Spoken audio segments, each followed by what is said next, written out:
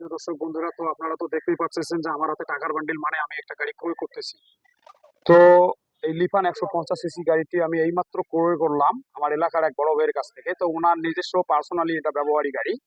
উনি গাড়িটা বিক্রি করতেছে, উপস্থিত ওনার গাড়ি প্রয়োজন নাই জন্য উনি নেক্সট এর চেয়ে বড় গাড়ি কেনার জন্য সিদ্ধান্ত নিয়েছে। তো গাড়িটি আলহামদুলিল্লাহ দাম দর মোটামুটি চতুর্দিকে ফাইনাল। গাড়িটি কাগজপাতি ওকে, এবং গাড়িটা কোথা থেকে আসলো, কিভাবে আসলো এবং কত টাকায় নিলাম, বিস্তারিত পুরো ভিডিওর সঙ্গে থাকতেছে। আপনারা পুরো ভিডিও দেখলেই বুঝতে পারবেন। তো ভাই, সালাম আলাইকুম। ওয়ালাইকুম আসসালাম। ভালো আছেন আপনি? আলহামদুলিল্লাহ। আপনার নামটা বলেন। আমার নাম রবিউল ইসলাম। রবিউল ইসলাম। বাসা কোথায়? বাসা হলো নাটকারিয়া। নাককারি ঘাট। আপনার বাবার নামটা? আমার বাবার নাম আনোয়ার। এটা কি আপনার পার্সোনালি ব্যবহারী গাড়ি না? জি, আমার পার্সোনাল। আপনি কয় নাম্বার মালিক?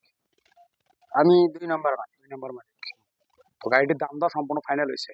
জি। কাগজপাতি কি কি? কাগজপাতি স্মার্ট কার্ড, ডিজিটাল? তারপর ডিজিটাল ডিজিটাল নাম্বার প্লেট। হুম। আর মানে হলো সবকিছু আপনার ঠিকঠাক আছে? সবকিছু ঠিকঠাক গাড়ি। কোনো ঝামেলা নাই না?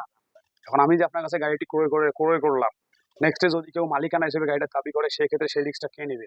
সে রিস্ক আমি নিব। যদি কেউ মালিকানা হিসেবে দাবি করে, হ্যাঁ। এবং আপনি নিজেও যদি মালিকানা দাবি করেন, সেটা কিন্তু আর গ্রহণযোগ্য হবে না, না। গ্রহণযোগ্য হবে। ঠিক আছে? অবশ্যই। আর যদি কেউ মালিকানা হিসেবে দাবি করে, সেই রিস্ক কিন্তু আপনাকে বহন করতে হবে পুরাটাই। অবশ্যই। ঠিক আছে? ঠিক আছে। তো আপনাকে অসংখ্য ধন্যবাদ ভাই। টাকাগুলো টাকাগুলো নেন।